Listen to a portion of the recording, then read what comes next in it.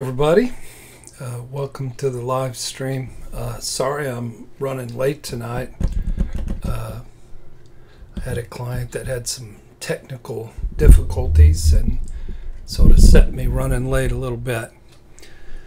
So I have 4 questions tonight to answer. There they are. And welcome everybody. I'm going to start out by just sharing a little bit, being authentic. Hey Sumit, how's it going, brother? The tone, hey music lover, hey sideways. The tone of our show many times has been really lighthearted. I'm having stand troubles. It's been really lighthearted. We've joked a lot, we've laughed a lot. But Fruity May, hi. But remember when we first started doing the show? Hi Sarah. And I was just so wounded that I cried every week. Remember that? There wasn't a lot of chuckles back then. So I was just remembering that. And the thing about narcissistic abuse syndrome is it can come back on you. It really can. I'm having to tape up my holder here.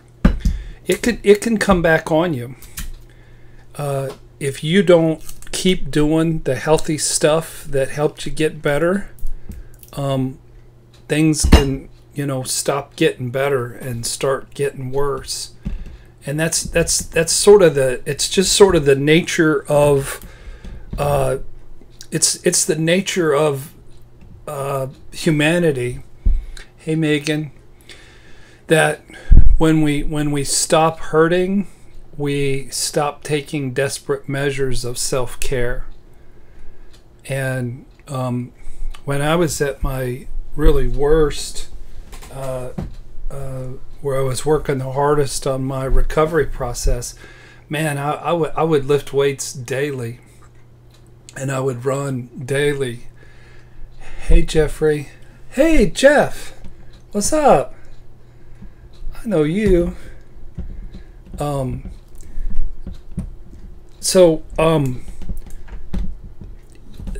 Just wanting to remind people just what a ongoing process this is, and y'all know this. You have a little success with your recovery process. You make some progress, and then if you don't stay vigilant, if you don't continue to do the work on yourself, some of the symptoms will come bad. And I said come bad, I meant come back, but same thing. They're bad when they come back. So so some of the things for me that led to symptoms coming back. I'll come back to your question, music lover, is when you've had PTSD, you're fragile, and you're not like other people. And so when I travel, it throws me out of my routine. When you don't get enough sleep, it throws you out of your routine. When you don't get exercise, when I was working as hard as possible, there's so many good endorphins and good chemistry going on in your body when you're working out.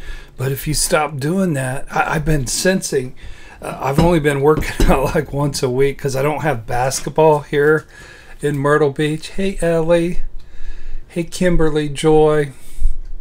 Kimberly Joy understands about it coming back on us. I can feel all kinds of negative chemicals in my body because I'm not working out. And then I work out once and it's like, that feels so good. When you get around unhealthy people, and I've got some people in my life who are part of a sort of a narcissistic abuse by proxy situation, and experience some re-traumatization. Hey, emotional detective. Hey, Annie. With me, I'm such a introvert. If I don't, hey Tam, if I don't get enough alone time, I can be re-traumatized. And somebody asked me the other day about my meditation practice, and I'm like, yeah, I haven't been meditating. Hey Megan, you can relate. I meditated when it was do or die, life or death, sink or swim, but I haven't been meditating, and I really haven't been crying, because you hurt a little bit, and then you don't really get that release that you would get when you were really pouring. A river runs through you when you're really crying. Hey Michelle. So and what also happens with me is my creativity goes away. When you don't take care of yourself, your creativity goes away. And you sort of become fragile. So I'm a little fragile tonight. I'm not going to be breaking out the chicken. Annie tends to ruminate too much. Hey, I got to turn on the show here so I can look at the questions. Y'all are buffering. Why are y'all buffering so much? That's not good to buffer. Is it me? Am I causing you to buffer? Okay, so I'll get these questions out. There we go. Emotional detective. Hey, I got a hug from Megan. Thank you. Emotional detective says a river runs through me every day. That's sweet. That's sweet.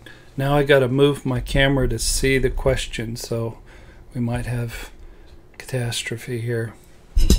Okay. So we'll get to your questions in just one moment once we get situated. Okay. So another thing that's related to this for me is my lovely wife has been sick, and when somebody's really sick and she was in the hospital, and I don't know if she's headed back to the hospital or not, but it's like so much has changed. So much has changed that I don't know. It puts a crimp in your system. Okay, so I'm going to go back and converse. I'm eating cheese dipped in mayonnaise. Hey Andy. Is that gross? Cheese dipped in mayonnaise? It looks gross when I just saw it. Okay, I'm gonna back up, and I'm gonna answer some of these questions. I'm sort of having some buffering here on this end all of a sudden too, so maybe it is. Okay, so I'm gonna back up and I'm gonna converse with you. Andy said, how are you? I'm sad. I'm down. Hey Kelly. Cheese and mayo, yuck. Okay. All right, so Music Lover says, I have a question mark. My father is terminally ill from liver disease. If my mother is a victim of abuse, will she experience the symptoms when he passes away? My mother is a victim of abuse. Will she experience the symptoms when he passes away? So I'm not exactly sure what you mean by that. Annie says that she should get back to her journaling. So tell me more about the symptoms that you're discussing there. Okay, now okay. Kimberly Joy, I understand all about it coming back on to you. I used to be goal-oriented and self-motivated, and now I feel lost. That's a good way to say it, Kimberly Joy. Is when you're in a funk and you lost your mojo and you're not working effectively on your recovery process, then you feel lost. I've been feeling a sense of lostness, like something hurts, I got an itch that needs scratched. Do I need to go get in a hot tub? Do I need to talk to a friend? Do I need to pray? Do I need to work out? Emotional detective says that she's fashionably late as usual. I don't know if she's talking about her or me. Is it still buffering out there? Buffering. I don't know why it's buffering. It never buffers. So we get all kinds of issues tonight. Fruity May, or Ellie says, I need my alone time. And Fruity May says, yes, I feel similar when I don't get alone time. Music Lover says, I think my dad was a drinker, but everybody is going with he never drank, and yet he drinks. Don't know. So Annie says, I tend to ruminate too much on the past. And when you're in a good place of self-care and recovery, then you're probably not going to ruminate on the past. But if you are in a really great place of, not a good place of taking care of yourself, and you're not getting enough sleep, that's when rumination happens. Okay. So Music Lover says, when your dad dies, will your mom have narcissistic abuse syndromes? Probably not. The narcissistic abuse syndromes tend to come when there's an abandonment that's abrupt, a discard by a narcissist. I've never really heard somebody having super strong narcissistic abuse syndrome symptoms after a death. So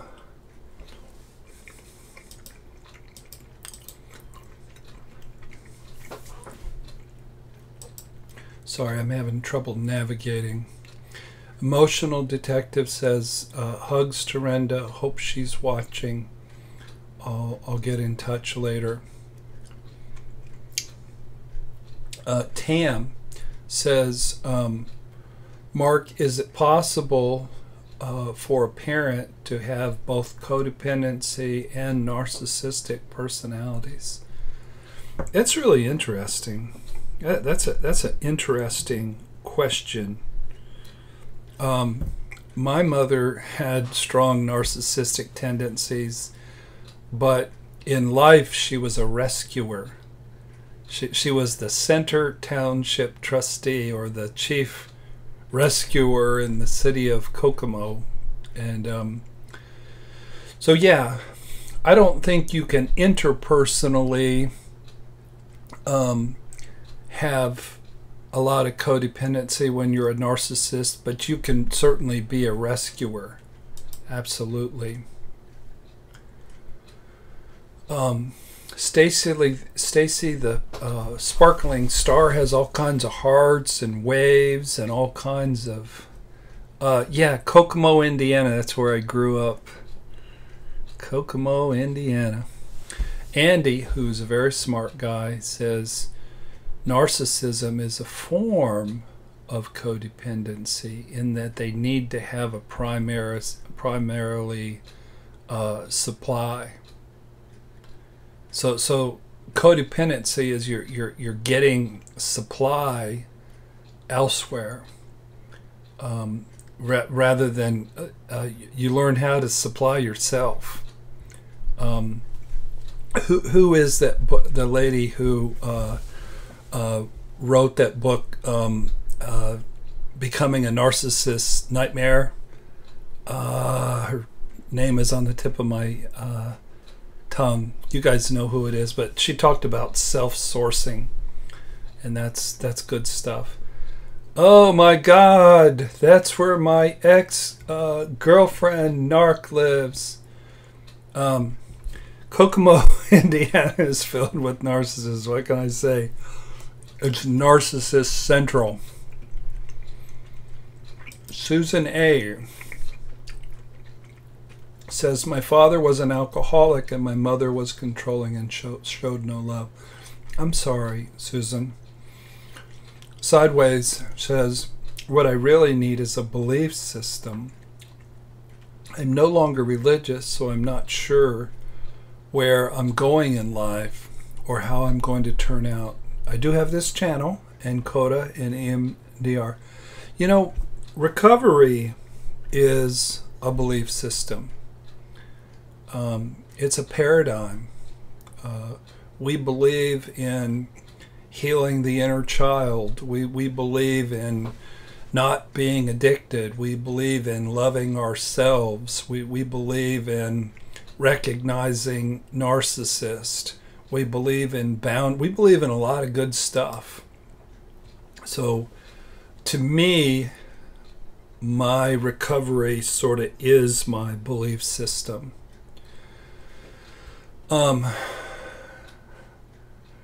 Sparkling the Star, yes, Kokomo is where I'm from. Where do you live now? I live on the beaches of South Carolina, which I didn't go to the beach yesterday or today, so that's tragic. Fruity May, I love the name Fruity May. Y'all remember Ellie Mae Clampett? Donna Douglas, who's on the Beverly Hillbillies. I went to Bible school with her, but Fruity May remind me of Ellie Mae. What tips do you have for recovering from narcissistic parents? Don't have a lot of tips. Just get in recovery. The cement pond. See, y'all are going to cheer me up now. Get in recovery. Get a good therapist. Do some EMDR.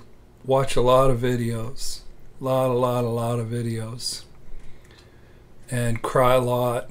Surround yourself with a safe community. Learn how to love yourself.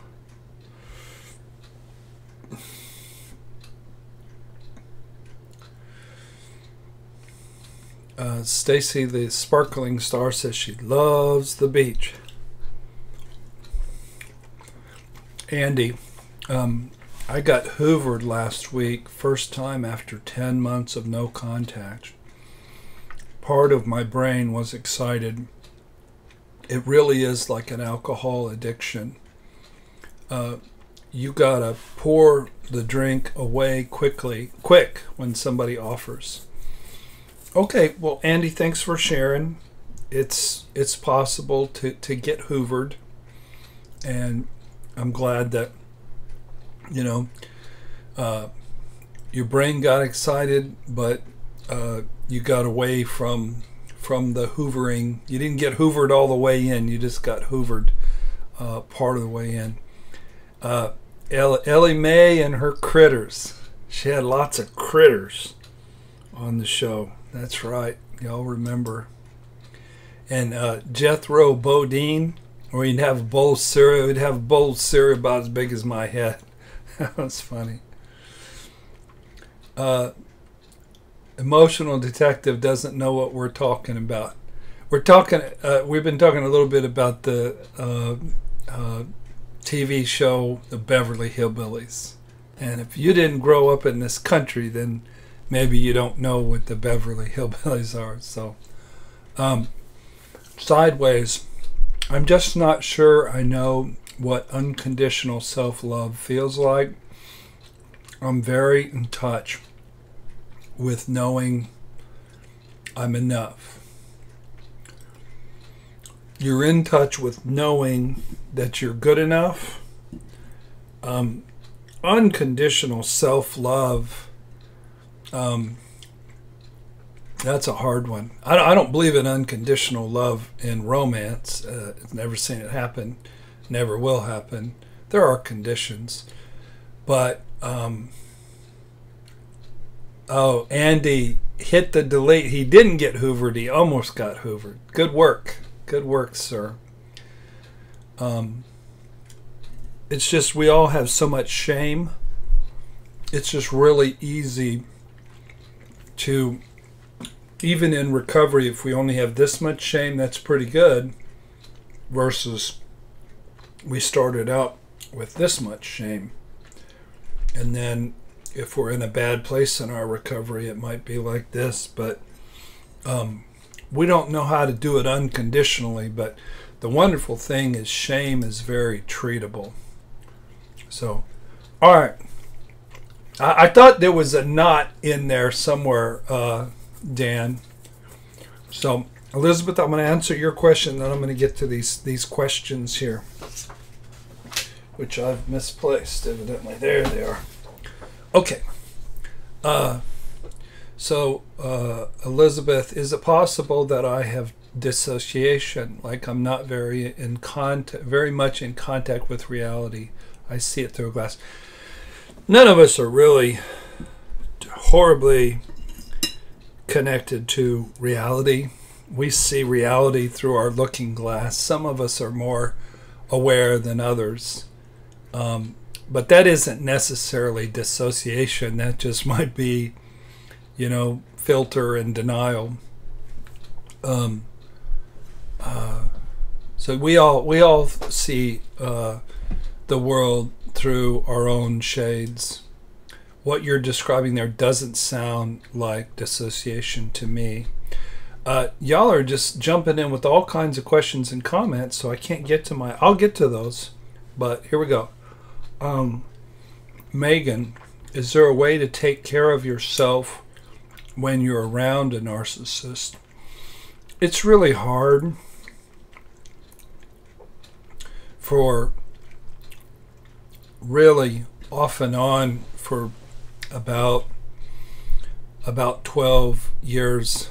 I was in one relationship with a narcissist after another, and I cried a lot. I got emotionally beat up a lot, but I still managed to have joy. And it's like you're carrying a 1,000-pound gorilla on your shoulder, and if you have love and joy and hobbies, you can still drag that gorilla around and have some joy in your life. But I don't recommend it. It's a lot nicer without the... You can take care of yourself a lot better when you're not being emotionally abused. Kelly, what kind of things from childhood can make you have shame? That's a really good question. I'm eating too much cheese and not answering enough questions. When somebody has shame, I'll ask them when I'm doing their family tree, I'll say, which one of your parents was critical? Because I knew one of them was. Or I'll say, which one of your parents was either critical or controlling? And they're like, well, it was my dad. How'd you know? I'm like, because you married this critical woman, and she's ripping you apart with shame and criticism, and you wouldn't have married her if you didn't grow up with it. Shame, control, rage, shaming religion, all those things cause shame. Music lover, what is EMDR? I don't even know. Something like eye movement desensitization. Desensitization. I sound so educated here tonight. But it's basically a tool. It's a way of working with trauma, and you use eye movement, and when you're processing, and this sounds silly, but I'm telling you, it's documented and researched to work. As I'm talking about the wounds of my childhood or the wounds of my trauma in my relationship with the borderline I was with, you just simply follow. My therapist had a iPad with a big old cool ball on it, and I just eye movement desensitization. Oh my goodness, I am in quite a state tonight. Eye movement desensitization and reprocessing, and it's by a woman named Frances Shapiro. She was on a walk one day, and she noticed that as she was processing some issues, as she sort of moved her eyes back and forth, it was having a healing effect, and that's how it was discovered. But anybody who's had some trauma in their life would benefit from EMDR therapy. Megan says her mom is a big gorilla. Okay. What the F? What the F was here last week, and I liked the name. And they say, where the F did they go? I'm used to two people not believing me about my ex-narc, but I'm a very trusting person, and I'm told freak out and got mad when I told them. Now their words make no sense, and they are a complete opposite person. I'm not exactly sure what you're asking. I know that we empaths tend to be too trusting, and I know that narcissists tend to feel like they're two different people, and they seem like a complete opposite person because the narcissists are two different kinds of people. Jackie's here. Renda's still sick, and she's about this far from having to go back to the hospital. She actually took off and went to the beach because it might be the last time she can go to the beach for a while, because she might be in the hospital for a little bit. She can't hold down fluids or food, so that's what's going on. Megan is all of a sudden craving grilled cheese. That does sound good. Kimberly, I'm an LPC, but having to take time off after severe narcissistic abuse and processing childhood abuse and trauma. Now uncertain if I want to return to the field. Did you experience this during your... Kimberly Joy, wow. I wasn't ready to go back to work, really, honestly. It was really hard. I went back to work about 3 months after I was traumatized, but you know, I'm in private practice. You don't worky, you don't get paid, and I did have to come back, and I was able to do it. But the cool thing is learning about narcissistic abuse has given me a new passion, and what I wanted to get away from, Kimberly Joy, was working with people where there were affairs. Right after my traumatization and shattering, that was hard, but actually I have just a lot of zeal and a lot of joy and a lot of interest in the field because of all you wonderful, interesting new people. Emotional Detective is having a mocha frappuccino, and I'm jealous. I would like one of those as well.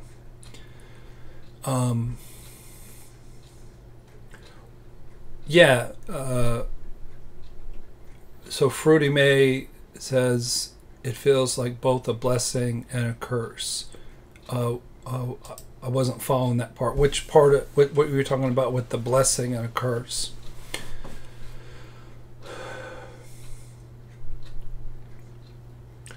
Emotional Detective says tomato soup is her favorite.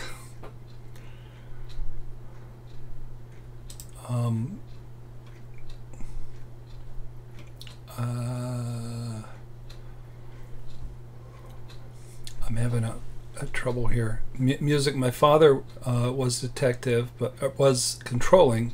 But when I tried to move out, my mother threatened me. I was 24 years old and in college. Much cognitive dissonance.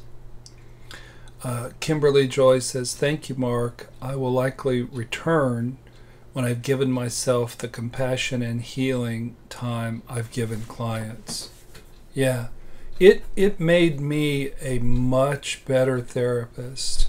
I'm ashamed that there were people that had really bad narcissistic abuse, and I didn't get it. I didn't realize how much trauma they had, and I wasn't as empathetic as I could have been, and I could just kick myself for that. But sometimes you just learn by going through it yourself, and that was the case with me. Being a highly sensitive empath is both a blessing and a curse, that's for sure.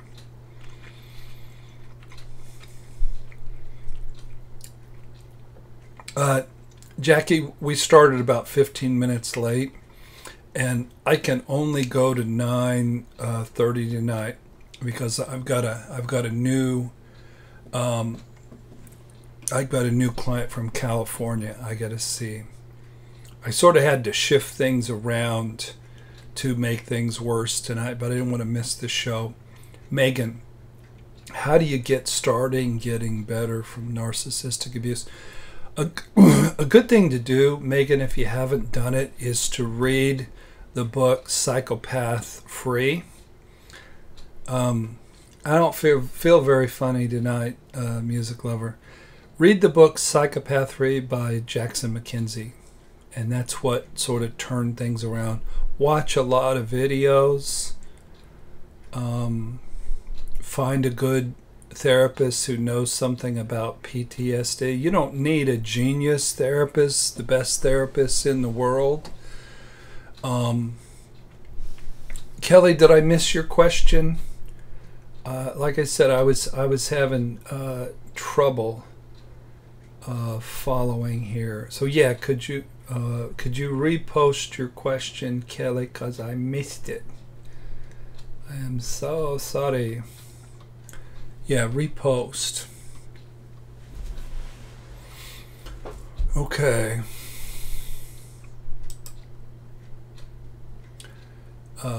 Jackie has a question. If we truly marry our childhood or family issues, are we all in trouble? Yes and no. That's how God heals us. That's how the universe heals us. So I was in trouble because my childhood was so horrific, but I've had a chance to heal a whole bunch, so I wasn't in trouble. I was in blessing. Where's Kelly's question?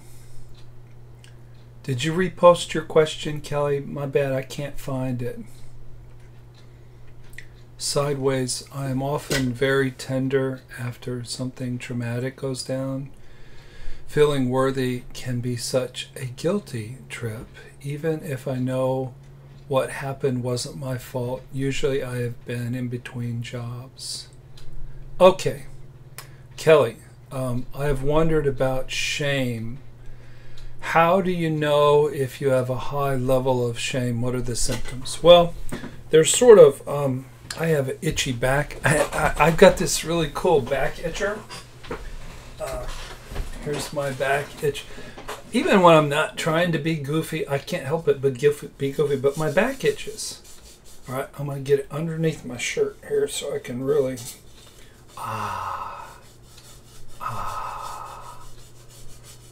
Y'all are tuning in to watch me itch my back and go, back to shame.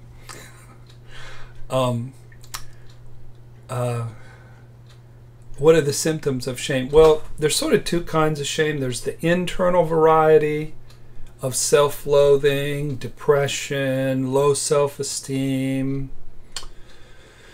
self-hatred, rumination. And then there's another form of shame, and that's oversensitivity to criticism. If you're in a relationship and you're criticized this much, or if your boss criticizes you this much, but you hear this much and you react this much, that's also a form of shame. My book on shame is about that's what cats are for, to be back scratched. My cats don't back scratch me. So shame is a lethal thing. It can kill you, the internal kind. But my book on shame, Healing Toxic Shame Through Recovery, is about the fussy part. When two people, they both are defensive, and it's about the process of improving communication between people. Okay. So yours is the internal kind of shame, Kelly, it sounds like. Elizabeth, did you just join the live stream when I was itching my back? I hope nobody joined the live stream when I was having a back itching moment. That's not cool. So what the F? I'll rephrase. A person that I trust a lot freaked out when I told them about my ex-narc and got mad. I'm sorry, I'm backing up. Now they are totally different, and their words make no sense, and they are distant and cold and rude. I don't know. I would have to know more about your situation. What the F? I just know that a lot of people don't understand narcissistic abuse. I mean, I was just shattered into a billion pieces, and I ran into a lot of people that rather than helping me up, rather than giving me grace, they basically shamed me, spit on me, psychologically speaking, and judged me. And that's a horrible thing, to have that much negative energy going on, when if you're a good person and you're shattered, that's when you need, to be reached down and picked up and given grace and mercy. But a lot of times you get kicked in the teeth about that time.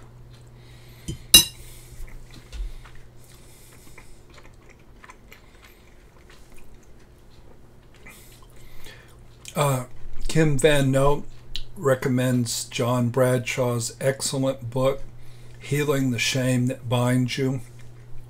In my book, I quote John Bradshaw quite a lot. I also like,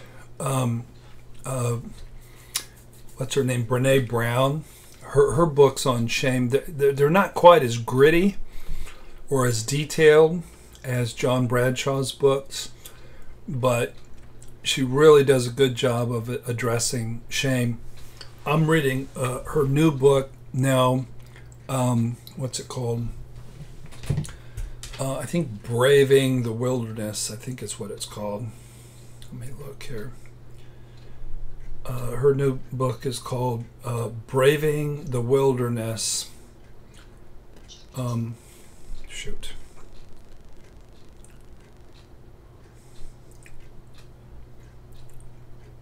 Braving the Wilderness, the quest for true belonging and the courage to stand alone. And I've loved listening to this book. I've been through it once, but I'm going to go through it about 3 times. And so, Braving the Wilderness, the quest for true belonging. And her point is that we're all looking for true belonging in the world, whether we find it in this group. I find true belonging in this group, or whether we find it at a Cheers bar, or a football team, or a church, or a marriage. But her point was, in order to be really healthy, you have to first belong to yourself. And if you belong to yourself, sometimes it'll give you the bravery to be alone in the wilderness and not be afraid and not compromise. So, sorry about the commercial there, but that's just something that's speaking to me. Music lover carries high levels of toxic shame that is god awful.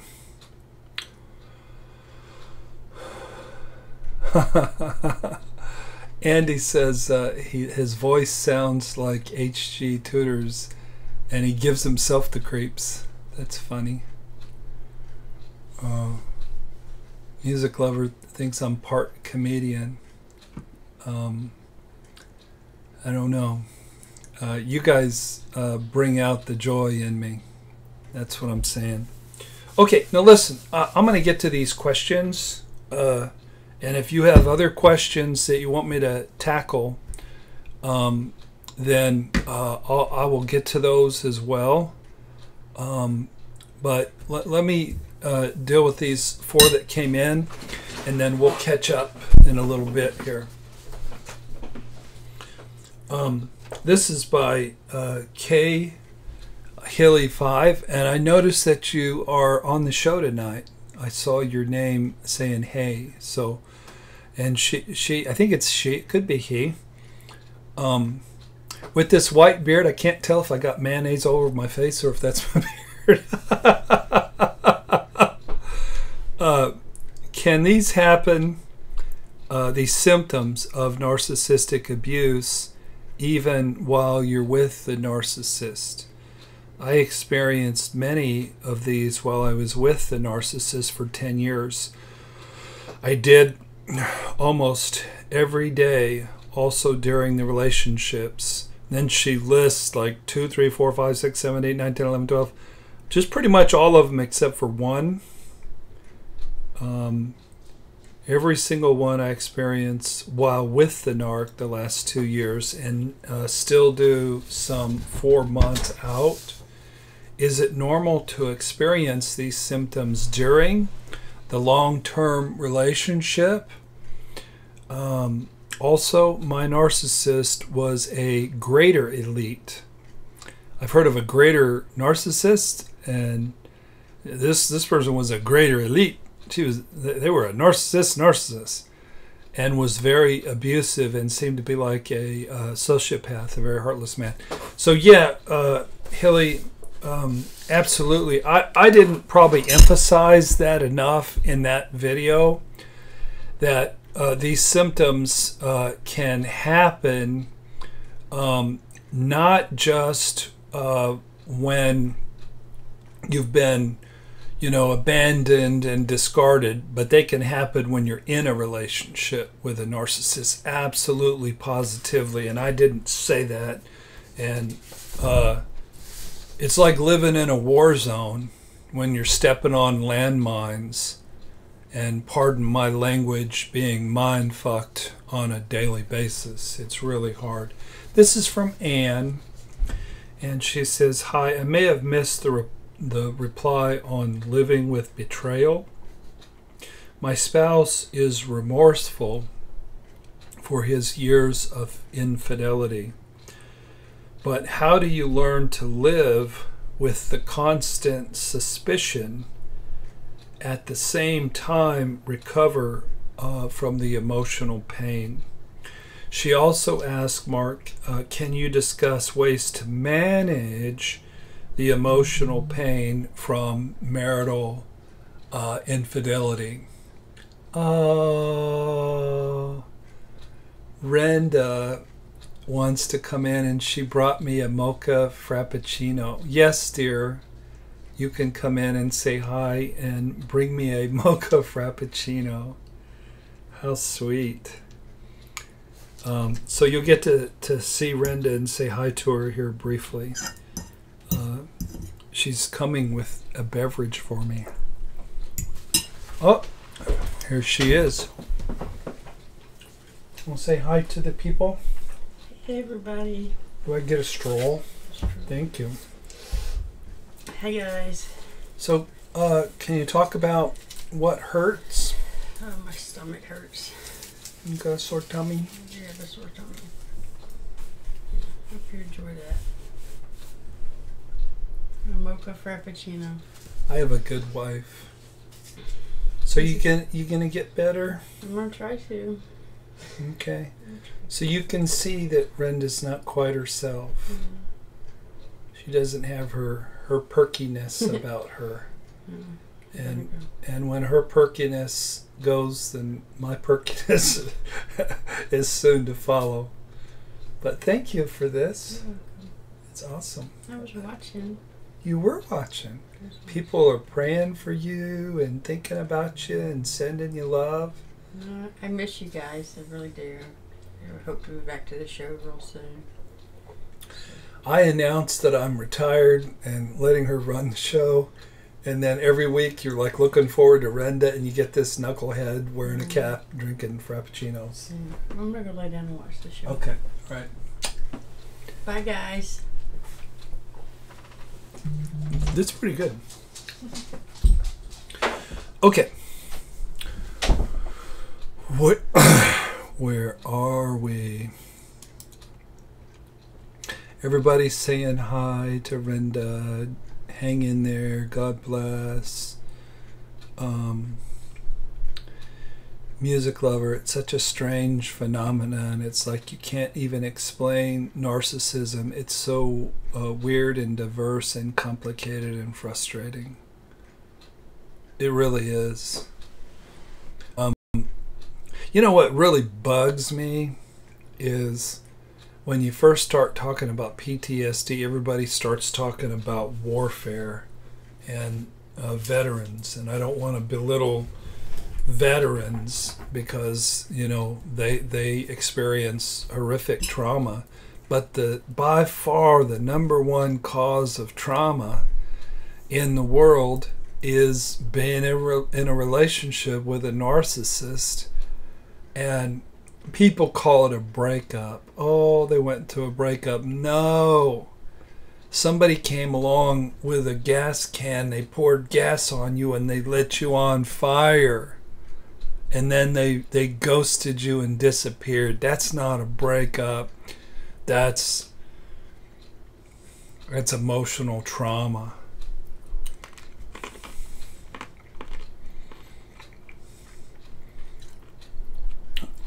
I'm working on taking good care of Renda. To be honest, our relationship began when I was shattered in a billion pieces, and it was all about her taking care of me. And now it's all shifted. It's like she needs me to take care of her, and I'm just getting my sea legs and getting healthy enough to take care of myself. And so it's been hard. She's not good at asking for help, and sometimes I'm too much in my pain to help her. So yes, please please pray for us, because it's a struggle. So, well, wasn't that wonderful that she showed up with a special that is marriage, isn't it? You take turns, leaning on each other. Okay, so back to Anne. My spouse is remorseful, but how do you learn to live with the constant suspicion, at the same time recover from the emotional pain? Can you discuss ways to manage the emotional pain from marital infidelity?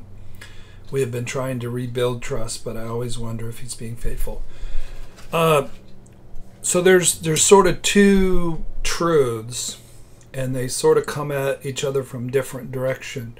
One is he's on probation for a long time. Every minute, every penny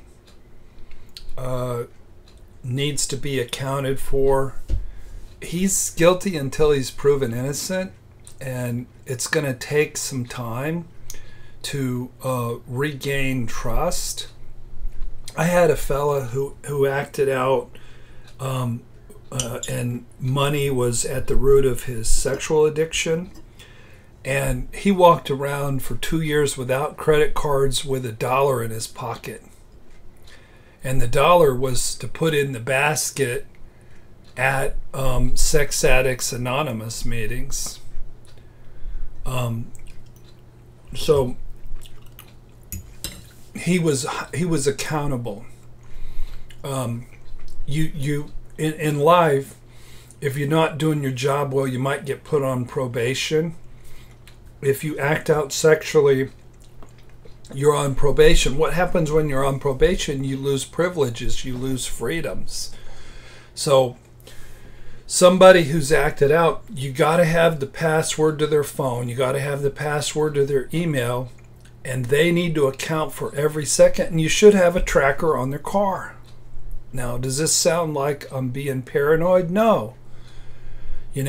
They have a history, and they need accountability, and they need to win back. If they're always where they're supposed to be, and there's no shenanigans going on their phone, they'll re-earn your trust over time. This is yummy. Okay, so the other side of the truth is, and you no doubt have abandonment issues. So you got to deal with your abandonment issues, and you also have to deal with the sense of feeling victimized. Trust is earned, Jackie says. Trust is earned. Don't be giving trust to people that don't be earning it. Make them earn it by being clean and sober for a long period of time. But you need to work on your abandonment issues. I've had cases where somebody's cheated this much, but the spouse reacted this much. And then I've had cases where the spouse acted out sexually this much and the spouse reacted this much. So how much a spouse reacts a lot of times has nothing to do with the severity of the crime. So really reading my book on abandonment, managing your abandonment through recovery, and reading my book on affair recovery will help you. And then there's tons of videos on the same topics as well. Okay, so let me get caught up with y'all. Kim says, put God first, and He will take care of everything else. Stay close to Him because He's the answer for every problem you have. I know that I know. Can't disagree with that. More and more in my recovery, You know, I just found seeking out God is an awfully good thing, you know. Music lovers, sending love to Renda.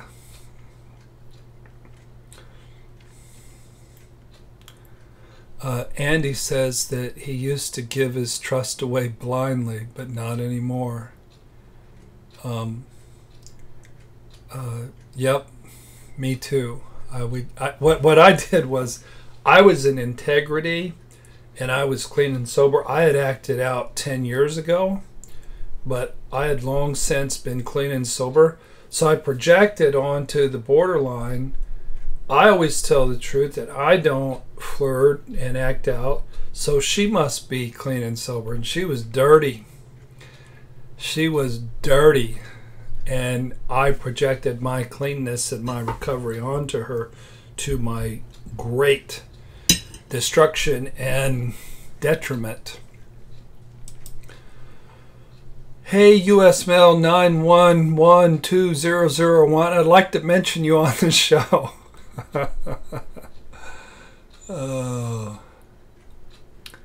Okay, so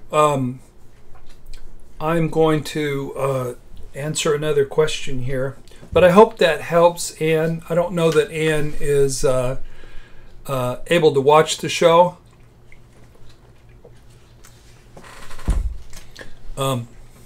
Kelly had a question. Mark, can food issues, being a food addict, be a symptom of a lifetime of abuse? Absolutely. My whole family suffers from food addiction.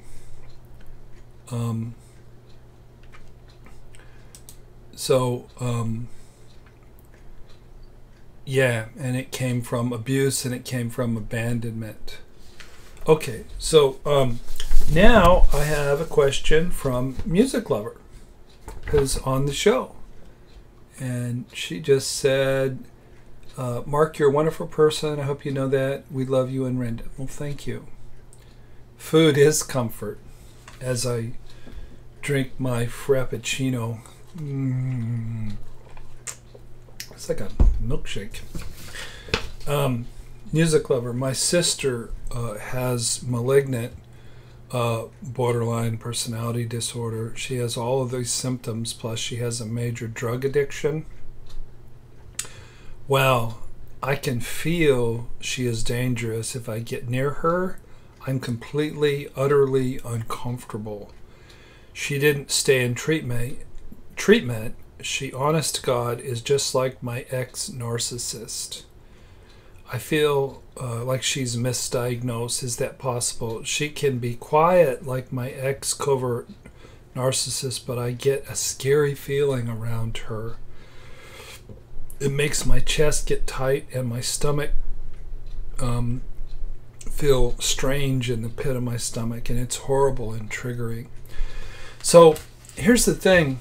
You know, I made this video this week saying an extreme borderline is a predator, and they're dangerous, and they can kill you. And there's this. So I made it, and then several people will say, well, oh, maybe she's a combination narcissist borderline. Because, you know, the bad people are the narcissists, and the good people are, you know, the borderlines. And I'm telling you what, hey Soren, how's it going? It's going sort of rough. I'm struggling and battling, but it's really the degree. A severe borderline is far more dangerous and far more destructive than a mild narcissist. Put that in your pipe and smoke it. So many times I'll make a statement saying just borderlines are cluster B. Borderlines are hell on wheels. And they're not, one of the comments was, no, borderlines are just victims of narcissists. I don't think so. A suggestion, there's a video on YouTube called How Narcissists Are Created by little Shaman is very good and informative. Cool. Cool. Soren, it's good to have you back. Where have you been? Have you been on the show and I've just missed you, or you haven't been making comments? She's wanting the grilled cheese again because she's seeing the sandwich. The woman in Fatal Attraction is borderline. And that was some crazy shit right there. Oh my God. Yeah. Cutting, emotional instability, boiling of bunnies. That's a very serious. Mark, I have a question. Do we all have a label? We all have a condition. We all have something to be in recovery. I wouldn't call it a label. The word label gets a bad. There is such a thing as a mild borderline, Dan. Absolutely. Just being in recovery is knowing the truth. Are you a codependent? Are you a counter-dependent? Are you a love addict? Are you a mild narcissist? Are you depressed? Do you have anxiety? Do you have PTSD? Do you have complex PTSD? What you got? Are you a rager? Are you overly critical? Are you overly controlling? Everybody's got something. And what's a counter-dependent? A counter-dependent is sort of a junior narcissist. It's somebody who's overly confident, overly independent, overly self-absorbed and controlling. And it's a term that I've used in my practice a lot, but it's sort of like narcissist junior in a way.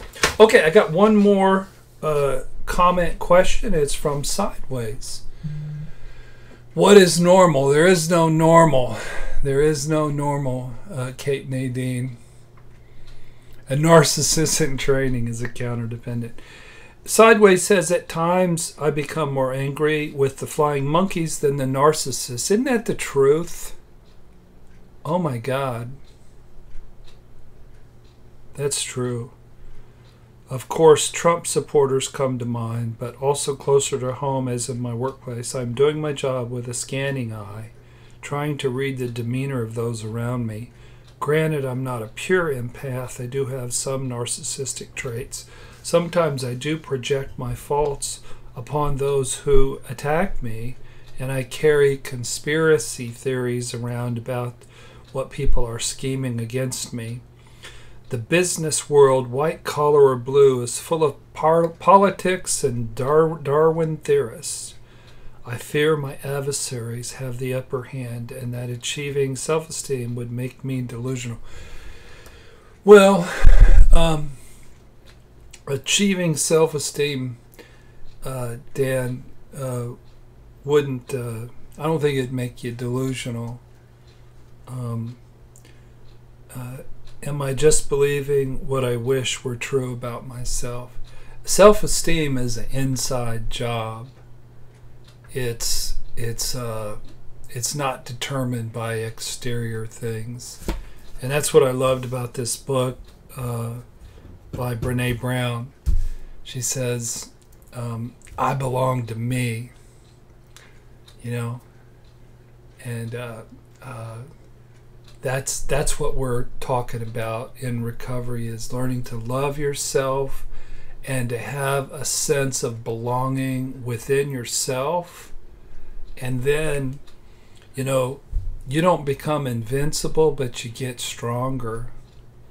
So, okay, so we're done with the questions. We're at 9:19. We got 10 minutes before I got to get with the lady from California. So, okay. So let me catch up with y'all. Sorry you guys are getting shorted 15 minutes today. Had a guy with technical issues and we got started late and I needed to make my cheese, of course. Okay. Tawana, hi Tawana. My sister is so evil. She continually posts cancer patients and injured people and animals on Facebook as part of her goody two-shoes facade. I haven't heard the phrase goody two-shoes in a while, but I like it. People's true colors always come out in the wash. It's true.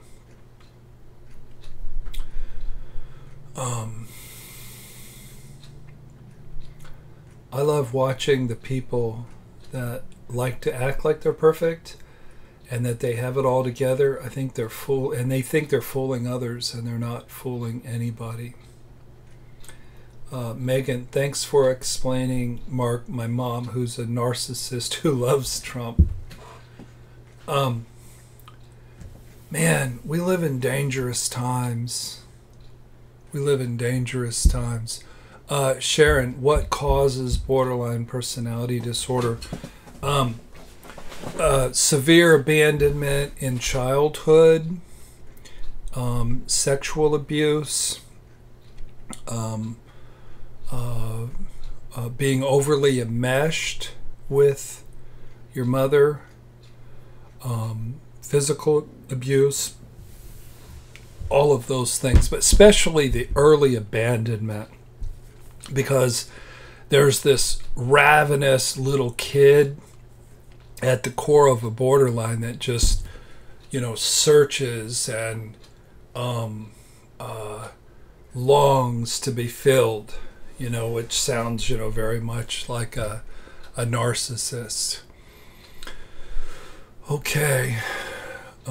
But yeah, we live in dangerous times because, in my opinion, the country's being run by one of the biggest narcissists on the planet. And he's who's running the country. And fortunately, what we're finding is everybody knows he's an idiot. He's not emotionally intelligent. I don't mean that he's not intelligent. He's intelligent, but he's a reactive teenager.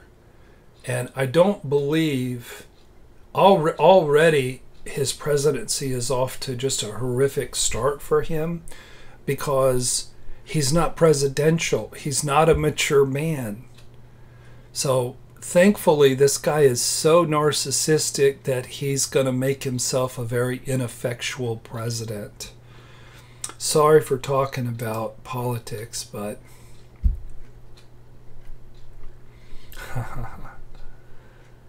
Andy says, I still can't believe he got elected. It's like a bad friggin' dream, isn't it? That he got elected.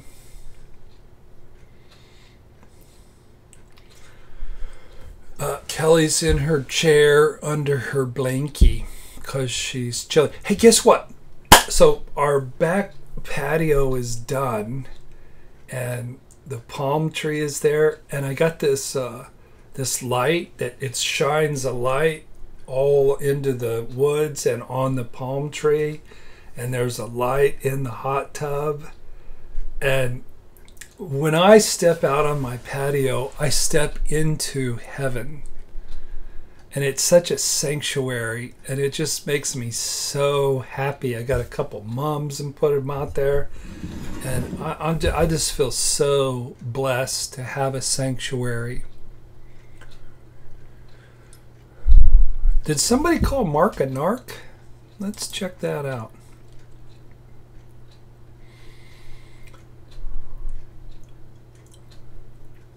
I don't know who called me a narc. Jackie, what'd you mean by that? Kelly was asking about my cheese dish. Fatal Attraction as a movie. Oh, it scared the shit out of every man in America. Soren, good question. Hey, Mark, how do we integrate our shadows without becoming monsters? Man. Question of the night, Soren. Ding, ding, ding, ding, ding. Question of the night. How do we integrate our shadows without becoming monsters? Let me refer you to one of my videos. And it's something along the lines of beware when you fight monsters, lest you become one. That's a famous quote by somebody famous that I should know, but I don't right now off the top of my head. But I talk about battling gruesome, horrific, narcissistic people, and then not letting our shadow side turn us into somebody like that. So, man, I wish I had more time to talk with y'all tonight. I think this has been one of our best shows in terms of you guys' interactions. You know how I sometimes make the noise? Somebody told me to quit doing the do and threatening to get at the chicken. But you guys were spectacular tonight. Great support for each other. And really good questions. And the show just sort of popped tonight. And I gotta thank you guys for Sideways Loves the Palm Trees. I do too. This palm tree just makes me so joyful. I just go out there and I just feel like dancing around that palm tree.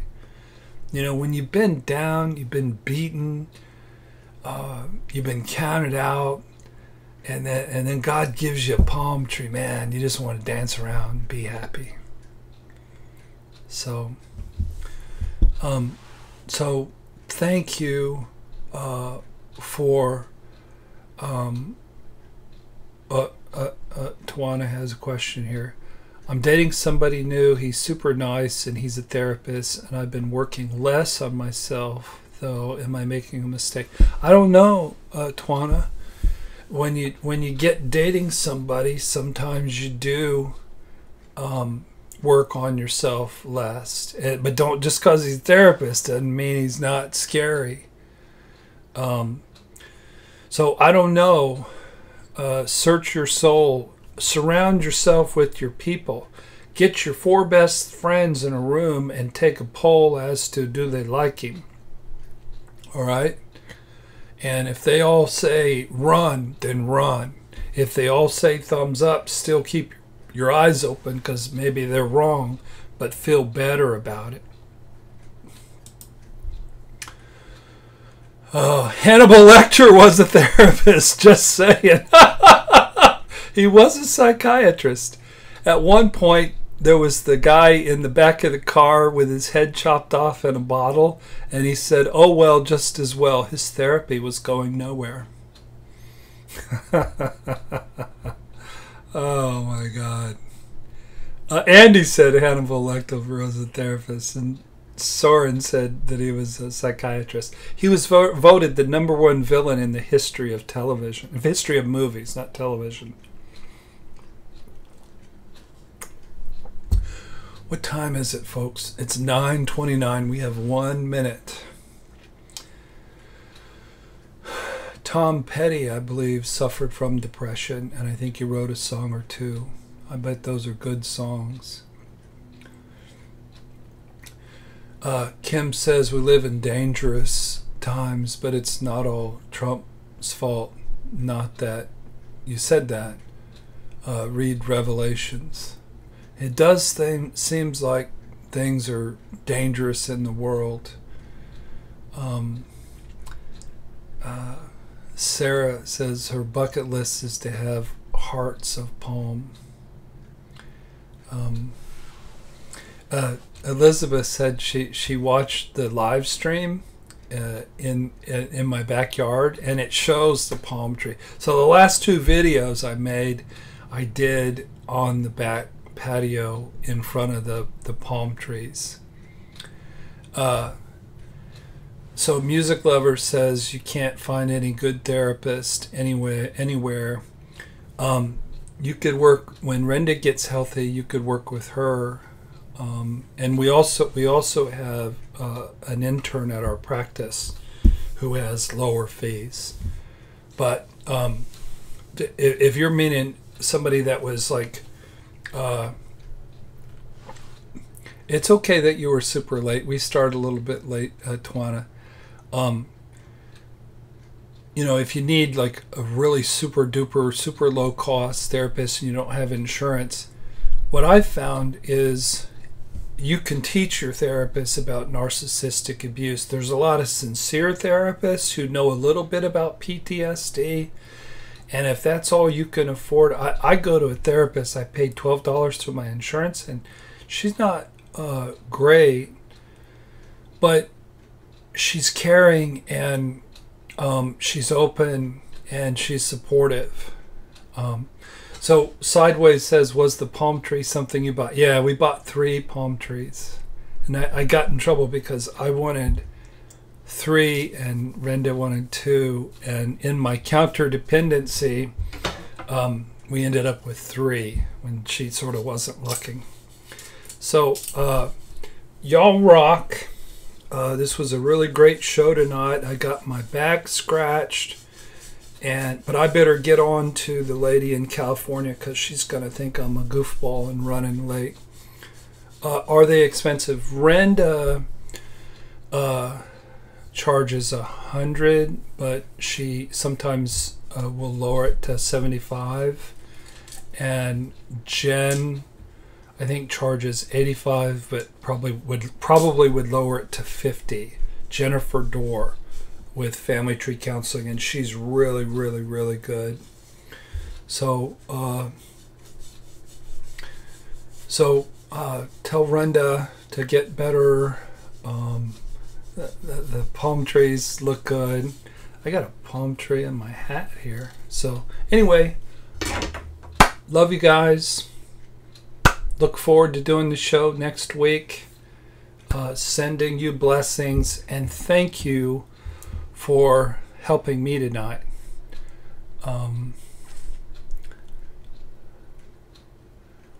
Thank you for helping me tonight. It was helpful to me.